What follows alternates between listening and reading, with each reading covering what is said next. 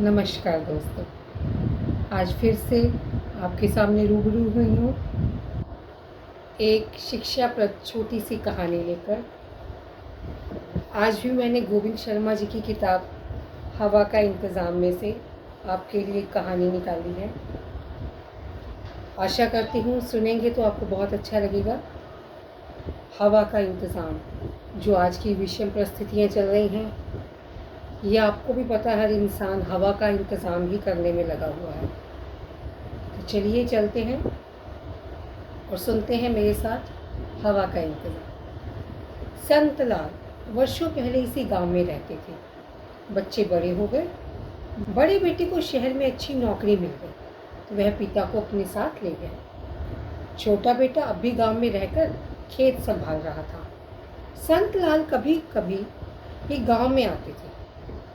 शहर में रहकर संत लाल को एसी कूलर में रहने की आदत हो गई थी। गांव में ये सब कहाँ, गांव में ये चीज़ें कहाँ मिलती हैं, और शहरों में इसके बिना गुजारा नहीं है। बिजली तो थी, पर कभी आती, कभी काफ़ी देर के लिए चली जाती। गांव में जिस कमरे में संत लाल का ठहराव था, उसमें एक पंखा था। वह भी मुरम्मत के अभाव में बहुत धीमे धीमे चलता था। संत लाल अक्सर शिकायत करते कि हवा नहीं है। दिन में तो वे घर के आगे लगे नीम के पुराने वृक्ष के नीचे अपनी खाट पर लेटकर 5-6 वर्षीय पोते के साथ खेलते और बातें करते रहते। दिन बीत जाता और रात को बहुत मुश्किल होती। रात में कुछ आंगन में सोते तो कुछ छत पर। संत लाल छत पर सोते, पर वहाँ भी संत लाल की शिकायत यही होती कि हवा नहीं है। कहते, मैं यहाँ नहीं ठहर सकूँगा, शहर जाना ही होगा। एक दिन उनके 5 वर्षीय पोते रघु ने कहा, बाबा, हवा न होने की आपकी शिकायत कल तक दूर हो जाएगी। मैंने सामने वाले घर में रहने वाले रमन अंकल से कह दिया था। वे हर रविवार को गांव आते हैं। कल आते समय आपके लिए खूब सारी हवा ले आएंगे। अब बच्चा क्या जाने कौन सी हवा चाहिए उनको। संत लाल ने यही समझा कि कल ज़रूर कोई मैकेनिक आएगा और पंखे को ठीक कर जाएगा। उधर रमन अंकल परेशान हो रहे थे। अभी नज़दीक में तो रघु या किसी दूसरे बच्चे का जन्मदिन नहीं है। होली, दिवाली, स्वतंत्रता दिवस भी पास में नहीं है। फिर रघु ने ये क्यों मंगाए हैं? फिर भी वे ले आए और रघु को सौंप दिए। रघु सीधा संत लाल के पास गया और बोला, बाबा, आपके लिए हवा का इंतज़ाम हो गया है। ये लो गुब्बारे। जब भी आपको लगे कि आपके पास हवा नहीं है, आप एक गुब्बारा खोलना और इससे निकलने वाली हवा ले आना। रविवार तक आपका काम इनसे चल जाएगा। अगले रविवार को और मंगवा दूंगा।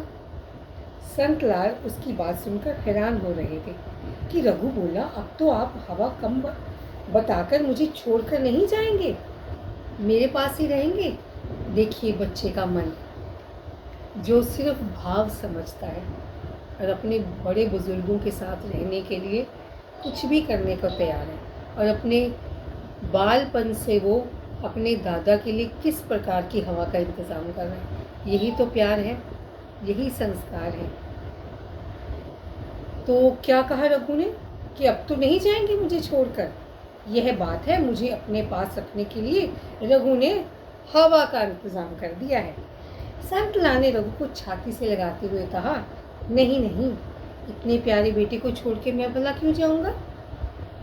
सबने देखा उस रात छत पर संत लाल को बहुत अच्छी नींद आई। हवा चले या न चले, संत लाल की यह शिकायत सदा के लिए दूर हो गई, क्योंकि अब उसकी हवा इसके पोते का प्यार था, जो उसको अंदर से तृप्त कर गई थी। बहुत सुंदर कहानियाँ हैं दोस्तों।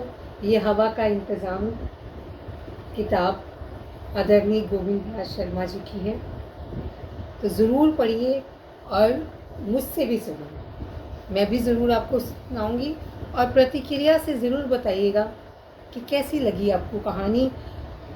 तो इस कहानी में वैसे आपने क्या सीखा कि हमें अपने बड़े बुजुर्गों को प्यार के वो भाव देते रहने चाहिए, जिनसे उनको वो ठंडक की तृप्ति हो और उन्हें लगे कि हमारे पास बहुत कुछ है। धन्यवाद।